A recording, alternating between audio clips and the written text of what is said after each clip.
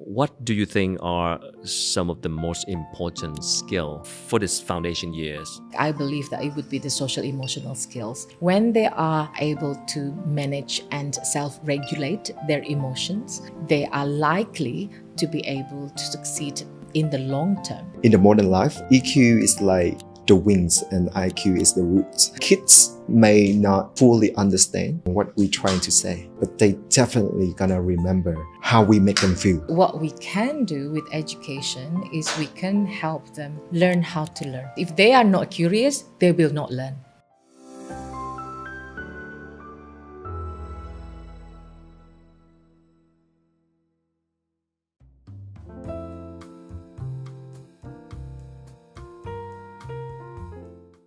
Hello and welcome to the Quốc Khánh Show podcast. This is Quốc Khánh, your host. And today we're going to talk about the topic of education and how early childhood education would shape the future and the long-term success for that child. And joining me today, I'm a very pleasure to welcome a dad and an educator. Please join me to welcome Mr. John Trung Nguyễn, the co-founder of Cheese Coffee, which is a very famous coffee chain in Saigon, Vietnam, and it's our team favorite actually. Thank you.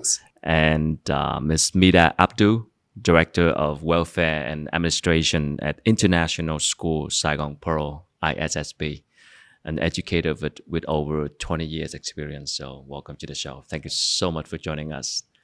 So we have a father of two young boys and an educators. I have a teenage daughter myself as well. I'd love to talk more about this topic, how early childhood development could affect their long-term success, especially we're talking about a very early age from 0 to the first 18 months. That's where you started for your school, right? Correct. You receiving student from 18 months to 10 to 9, 10 years old? 10, 11 years old usually. Before we get started, why don't you tell me more about yourself? Well, just a little bit background so we can get started first. So John, I know you are a startup founder, a business owner of a very successful coffee chain called Cheese Coffee. First of all, thank you for having us. I'm John. I'm a co-founder of Cheese Coffee. We have two sons. The eldest son is a current kindergarten student of ISSB. I'm moving from a manager to become an entrepreneur startup founder. At the very early age, I have a mindset about time. And my personal definition about time is rich. I really want to be rich of time so that I can build up my own personal dream and spending time for my personal small family. So that's why I have a very internal driven to become a independent startup founder. And for the F&B, it still helped me to feel exciting today. Even that I have been in the field for more than 10 years, I love to serving people and maybe making people happy is like one of my hobbies. Like we all know, coffee can bring creativity, music can bring energy. And for me, serving people can bring smiles. And that's what I love to do. So that's why I'll still see F&B as a very exciting field, exciting industry. Great. My staff love Cheese Coffee, your brand. It's a difficult journey as a startup founders, but it's rewarding as well. Yes. We talked before, you mentioned about your family and your parents and how their leadership lesson and talent development has influenced the way you're doing business now. It's kind of like a cross-generation learning from your parents. And now you are a business leaders, a startup owners. So I'm just wondering, was that something that you would like to do for your son as well? Totally, yes. My parent background is in business management, and they are also incredible leaders in their own organization. So what I learned from their lessons and their experience is that a good business leader don't need to be good at everything, but they have to gather a group of people who very good at different things into one team.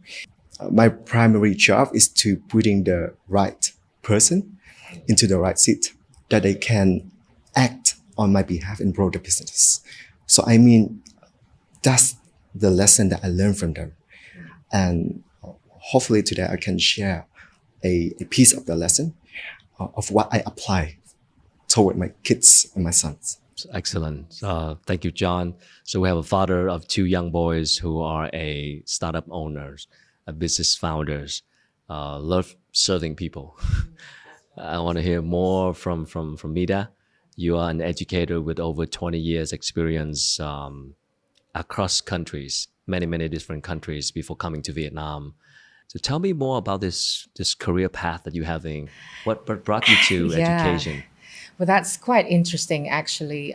Teaching wasn't necessarily my first choice of career, but somehow accidentally I was led to teach an English kind of program to a group of kindergarten. Within that period, I sort of witnessed this sort of journey whereby when they first started the learning that they didn't know anything, yet we engaged them in different activities, and then all of a sudden after a few courses that actually they became skilled. Now, so that journey really fascinated me. And when I stood up in front of them, I just completely fell in love with this kind of profession. So maybe that was a calling, whatever you might want to call it, but I suppose the rest is history. Then I started pursuing my qualification. And back in 2001, I was introduced to an international program called International Baccalaureate. Right. Then I sort of became familiar with the program. And the school at the time I was working at adopted the program. There's a lot of things within that program that really resonated with my philosophy. It kind of confirms my belief in terms of what I want to do in life, being able to have a purpose. I suppose like John, I like to serve people as well. I tend to see how teaching profession then becomes or facilitates that kind of, that kind of work. Wonderful. Working with young children. Yeah. You guys have something in common, love serving people. Absolutely. You're serving a lot of customers, now you're serving a lot of children. I think parenting is such a difficult job. And we can never learn enough. And we actually never learn to be a parent until we become a parent, right? The first 2 years, or you say 18 months, the first 3 years or 5 years is very important. And from your perspective and from your experience working in this field as an educator for over 20 years, what do you think are some of the most important skill for this foundation years? Yeah, I think, again, growing studies basically outline that the first 5 years of a child's learning journey or life journey would definitely be the most important. So therefore, you talking about the skills, like I believe that it would be the social emotional skills. Social emotional skills that are the most important to develop within the first 5 years. Why is that, and how does that impact a child's learning ability and journey later in the future? Again, if we are having this child in our mind, that the child usually cries, and that's how they communicate. So how can we then help the child develops communication skills, and as well as helping for them to manage their emotions? So that's important to develop before everything else. When they are really connecting with people, they are able to manage and self-regulate their emotions, and therefore they are likely to be able to succeed in the long term. Those skills are very important, perhaps, to develop first before what parents would refer to the academic skills. So preparing the child to be more self-regulating, right? For sure. I need to add a father for that, because he has a boy of 3, right? 3 years old. Yes. And then another boy, 9 months. 9 months, Nine yes. months, very young. So what specific skill or values that you want to cultivate for your son? And how do you see the school can contribute to that process? Preschool to me is a beautiful time of a child, full with discovery and magic. as a parent, I have the opportunity to witness my son to take the first step to explore the world, and that's very fortunate. So I see ISSB does provide a well-rounded and holistic development for children. Through 1 year experience with ISSB, I noticed that they have a caring, experienced professional and nurturing school environment, which is perfectly suited for my kids. They also equip in necessary knowledge of academics that well balance between social, emotional, life skills. Those are the skills that I would love for my kids to have like a early foundation to be prepared for the international middle school and high school in the future. I can see ISSB is doing a great job. Right. I understand that the children, they won't stay with us forever, and they will, soon leave us and go out there into the real world. And we all want them to be independent, and they can have, self-regulation skill to cope with more challenges in the real life. I want to ask Mita more about what John just mentioned, the environment. How do you create an environment that could foster those skills that you mentioned, like the independence and the self-regulation at a very early stage for the kids who are 18 months to 3 years old? Yes. The first and foremost, like we need to have the right people. That's for sure, because it's important to actually put the right teachers who really do genuinely love the children. And then number two, we're really trying to curate our curriculum so that we can target the skills development. Like we really are intentionally developing independence. We are intentionally developing students' communication skills and helping them to self-regulate by, number one, we can help them label those emotions. We can help them create such scenarios at school through play, whereby they have a lot of opportunities to work with different kids, to work with different adults, and to be able to explore and experiment. We are also creating an environment where it's psychologically safe. Like we are trained in a way that we address, let's say, conflict, or in the way that they interact with others. We intentionally and carefully address how we greet other people, how we speak to one another, how we demonstrate respect. So that's part of that social aspect that we talked about. Emotionally, we also develop confidence. Again, providing a lot of opportunities for them to be able to stand up in front of others, to be able to speak and demonstrate, what they are learning. What are some of the common mistakes that parents us usually make that can stop our children from being independent and self-regulation? That's a very good question. I think, including my own mistake, perhaps, but some of the things that I have seen, and whether or not culture might be attached to it, but sometimes we can actually think that kids need help. And then we are quick to jump into supporting them, to jump into helping them, without necessarily letting them like some time to struggle.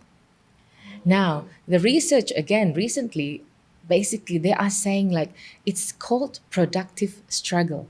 So when the kids are struggling, it depends on how we address that struggle. How do we support again their emotional state so that the struggle becomes an opportunity for learning?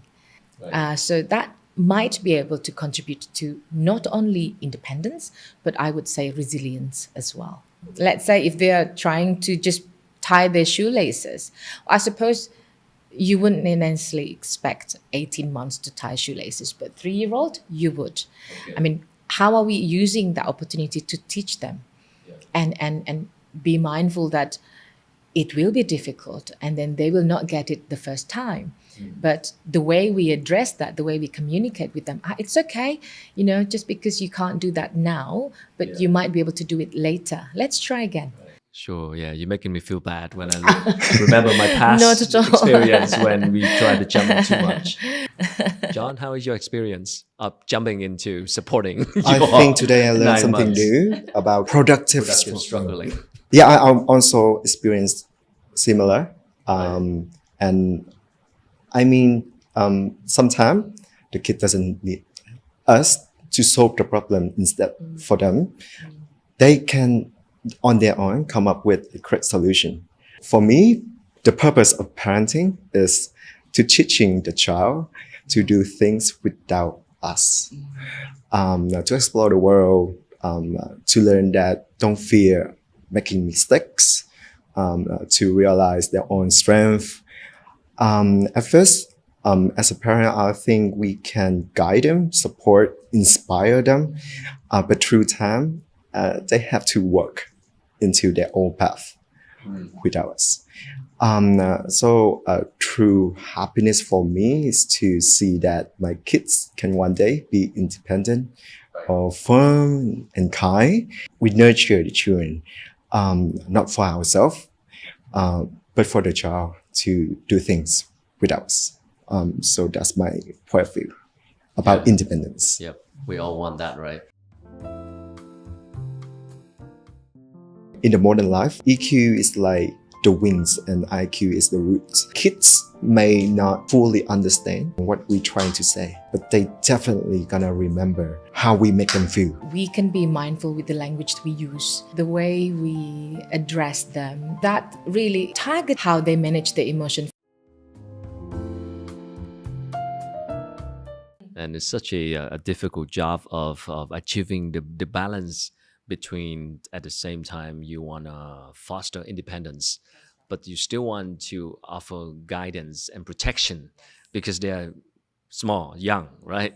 So how do you achieve that balance at the same time? Balance is probably the key, but it is not an easy task to achieve. So as a parent, an example, like we create the boundaries whereby they can still feel safe. When we are giving them some choices, those choices are, again, within the parameters. So that, number one, they're not going to be, let's say, at risk when it comes to their safety. So number two, that they will feel success within, again, those parameters. And at school, that's what we are trying to do as well. Like, I think every child needs to... we need to be able to pay attention to each child as an individual. We know exactly what brings joy to them. We know exactly how their development is going, so that we can provide that sort of challenges that are suitable for each child. So then they can feel the struggle. At the same time, we know that they will succeed. Okay. So that's how we create such an environment. You said that before, we allow them to make mistake and learn from it. That's how you build resilience. How do we, balancing between like regulation, like strict regulation, and allowing to make mistake? When it comes to mistakes, or when it comes to, let's say, kids doing something that can be treated like a misbehavior, we're not using the word punishment, or it's not a punitive. But it's more like consequences. We help them understand that every action has a consequence. And this action is quite important for them to identify. Is it a positive or is it a negative? So then kids can be invited to make those choices. If we say, like the fact that you are hitting so-and-so, or you threw something because you are disappointed in yourself, that's not a good way to release your anger. There's a different way, and then we can probably work around it. So they know it's not that they can't release their anger, but how do they actually do it in a healthier way? So we give them steps, we give them strategies. So then they understand. So when it comes to the disciplining part, again, we help them understand what happens when you hit somebody. What happens when you throw things? Get them to be engaged in their mind, and then help them understand the consequences of their action. Bad choices will have bad consequences. Consequences. Good choices will have good consequences. Okay, so consequences, not like punishment or Not penalty. punishment. How Yes, about you, yes. John? Are you like a disciplined dad or like a take it easy dad? So I'm gonna have like a two key factors that are looking back and forth every time that I'm spending time with my kids. Is that teaching them to be firm and teaching them to be kind. Strict discipline, but be nice. I mean, kids may not fully understand what we're trying to say, but they definitely gonna remember how we make them feel. So I mean, all kind of the value and things Right. and the experience that we bring up to them, Yeah. they're gonna remember. Right. Interesting. They might don't understand the word, but they can feel it. And John, you mentioned about some values that you want to have for your kids, like firm and kind. Um, People talk a lot about empathy, compassion, happiness, something of the inner self, the mentality of a kids, and prepare them at a very young age. I'm just wondering, what is your thought on nurturing happiness and love? What do you do at home to create an environment that could nurture those values for the kids? In the eyes of the children, their parents are like the entire world. How beautiful is that? But sometimes we just forgot. The kids really want the quality time, right? So usually we have dinner together. Limit phones. We can have phones. We can have TV. We can have YouTube, but just let's do it limited. And focus on good talking as much as possible. And second tip is that don't bring too much work problem back to home. Because again, family is not a company. So just don't bring a lot of work problem to the living room specifically. You can out because my wife is also a co-founder, so we talk about work a lot. But we tend to talk after the kid is sleeping. And yeah, I mean, to foster happiness into the learning process of the child, I mean, it's hard. But it's just a slow and consistent activities every day. I'll believe that it's gonna be, they gonna feel it. Right. What we do at home, especially for the kids at a young age, they can feel it, and reflecting that image. We are the world to them, right? At this age. I'm curious about the factors of culture here. When you have local cultures of the Vietnamese culture, and then you are international school, right? You got some international qualifications and the global perspective, and how do you are combining the culture factors of the Vietnamese culture and then global practices, and how do you make those approach more effective in preparing the child for the world in the future? We do have what we call international mindedness. I think being international mindedness or being international minded individual doesn't mean that you are referring to one particular culture, whether you are local Vietnamese or you are, let's say, non Vietnamese people. We do what we have human commonalities Right. and universal values. I think we try to educate our child, not necessarily academically, but disposition. We have what we call learner profile attributes. We want these attributes to contribute to developing international mindedness. It's about respecting ourselves. What is our identity? As a Vietnamese, what do you value? You know, at the same time, how do we then learn to be empathetic and learn to be respectful towards other culture, people who are different than us? What does that look like? Right. So those are the things that we are again providing our kids with opportunities. And I suppose when it comes to respecting differences and respecting different cultures, they have to have some exposure. When we are at that intersection, knowing that we are living in a very globalized world. We will be interacting with lots of different people, lots of different culture. How do we then connect with them successfully? What are the things that we need to consider when we are interacting with them? How can we bring that sort of respect into the way we connect with different people and also from different culture? Right. I really want to hear John's comment on this because I think this is a very common concern for a lot of parents. The question is, should we send the kids to international school at a very early age? Are we losing Vietnamese identity? Are we losing the Vietnamese language factor? That's a common concern. So I'm just want to hear from your perspective. For my personal education journey is also start with Vietnamese school. Up to the end of high school, I switching to international environment. And my university is also international. So I have experienced the best of both worlds. Right.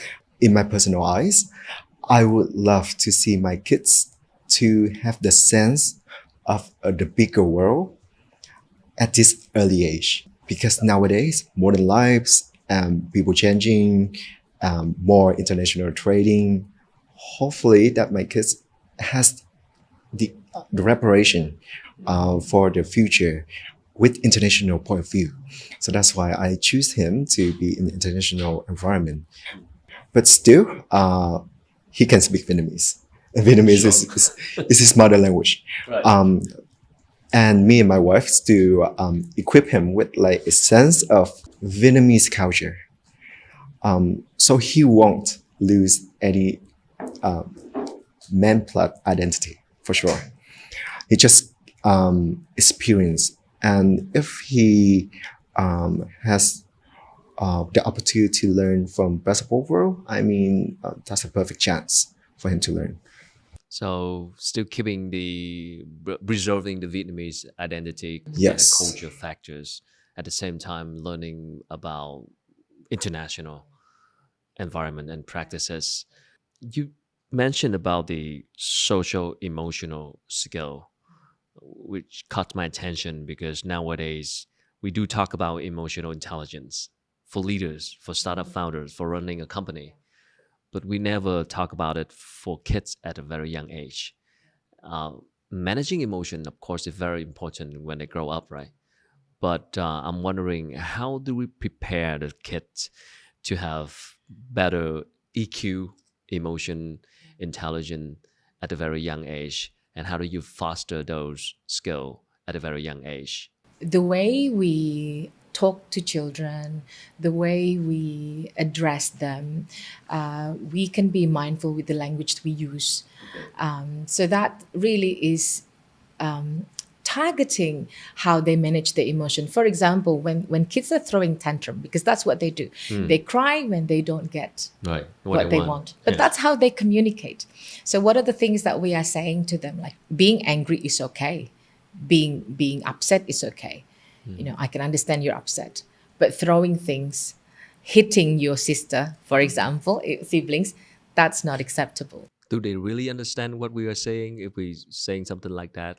I think with children, it's all about consistency. If we are consistent in our approach, then we will be able to see the fruit of our work. So, John, your boy is 3 years old now, and I'm wondering, you have any lesson that you can learn for yourself, or any problem or challenging that you're running into in order to understand their emotion and prepare them a better EQ, like Mira just mentioned.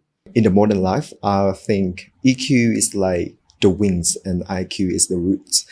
In order to equip the children with necessary EQ, is a journey for not only for the parents but also for the teacher as well.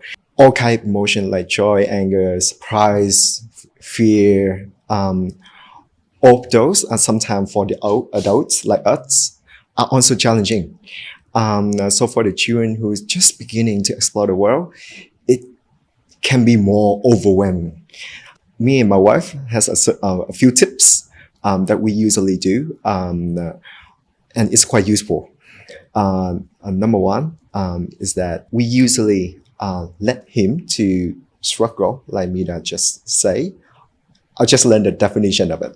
But we tend to give him a few times to struggle to figure out what should he do next, to make mistake and learn from it. Second, I'll usually give him options so that he can choose. In the daily routine, there's a few activities that I'll leave it open so that he can choose. And if he choose the activity that he like, he tends to be more excited and eager to learn. Third, I'll show him love. Kid is very love to mimicking the adult. Love is also a emotional skills. If he aware of that, he gonna be more sensitive. He gonna be easier for him to feel empathy for himself and for the others. And yeah, I mean, just be a great example. Try to keep calm as much as possible. As an adult, we have a lot of things to worry about and to be stressful. But I mean, keeping calm is also a skill that, for me, a father, have to learn. I'm not mastered yet, but I'm still learning on the way Sure. to master it. What kind of skill that we kind of prepare the children now for 20 years later when they grew up? What we can do with education is we can help them learn how to learn. If they are not curious, they will not learn. Joy related to learning. We as a parent can ignite, bring the joy into activities. You're definitely gonna learn more. I read that somewhere saying that for the kids at a young age, especially before 5 years old, it's all about creating a joyful playing activities and environment, and could help them build essential life skill. How is the connection? I think play brings joys in everyone, right? And at the same time, I find as an educator, this word play can be challenged sometimes by the notion of academics expectation. They play all the time. When do they learn? So, in fact, little children or young children, they actually learn through play. So, for parents as well, when they use the word play, they often say, Jimmy, for example, I would say, Jimmy, go and play. But Jimmy then will play either by himself or, let's say, with his toys. I think often we need to be included. All right. I Play think with the kids. exactly. So that really is going to create not only joy or joyful environment, but it also creates bonding. So it really develops opportunities for connection. And that's what I would encourage, my parents, go and play with your children. There are so many things that we can create that doesn't necessarily include like expensive toys. In fact, building a tent or creating a nook, right? Using chairs, pillows, blankets. We know that parents are busy. It doesn't have to be like all day, but on Saturday, on Sunday, create such a momentum. This is our time. And then the kids will remember that. And then they will suddenly become so joyful. It really does bring joy, not just to the kids, I can guarantee, but to everybody involved. Sure. Yeah. That's why John need more free time to play with his kids. Right. Is it wonderful if my joy as a parent is gonna be the common route for the parents and the child, so that we can share the same hobbies or a few activities that we love to do together? I'll always remind myself is that I can work my whole life, but my child gonna be grow up each day. If I'm not spending time with him, he's gonna be different compared today and tomorrow. So I always have a certain part of the day that I try to be associated with him and to explore what is our common hobbies together. Joy related to learning. And I can see that if we as a parent can ignite and bring the joy into activities, you're definitely gonna learn more. The world is changing so fast now. Now you have, artificial intelligence, AI, and all kind of things happening right now with new technology, and the job and the future is changing every day. I'm just wondering what kind of skill that we kind of prepare the children now for 20 years later when they grow up and becoming an adult and get into the real world. So any statistic from an educator perspective from school? What they say, like the future is something that we are uncertain, right? Right, always. But what we can do with education is we can help them learn how to learn. As a school, we are focusing on these 5 skills. We are looking at to developing their thinking skills because that's really important. But we're also looking at developing their social skills, the way they interact, the way they connect. We are developing their communication skills. And then international schools often focus on developing not just communication skills in their mother tongue, but also second language, right? And then we're looking at research skills. What does that mean? What does that look like for, let's say, grade 3 for grade 5, right? And then we are looking at self-management skills. So we believe the combination of those 5 skills that are intentionally developed and targeted through our curriculum, then they can become the person or the individual that will embody the international mindedness, because that would be the outcome. So we want them to be knowledgeable.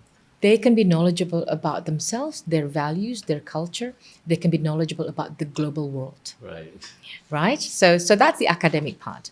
But we also want them to be inquirer, because they have that curiosity to always keep exploring, to always wonder.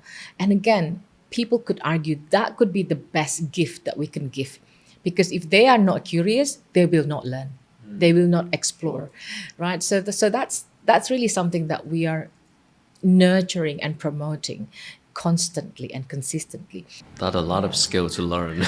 Definitely. Being a human is tough. Especially living in 21st century, as they Right? say, There's right? a lot of skill to Yes, learn. yes, definitely.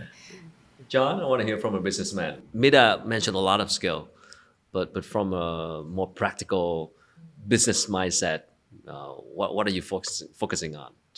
I'm gonna let him to share his interests and to share his emotion a lot. The best way to know the child is that letting them to show you. Like I said, I don't want him to be a duplicate version of myself.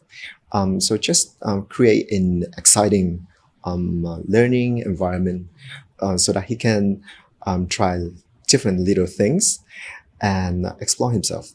What is his strength? What is the area for him to grow? As well as I have a efficient tip is that I talk to ISSB teacher and staff a lot because he's spending more than 6 hours at school in the weekday. So the best person to know him closely definitely is his class teacher. So a beautiful way is like keep a consistent communication with the school allows me to know more about my kids.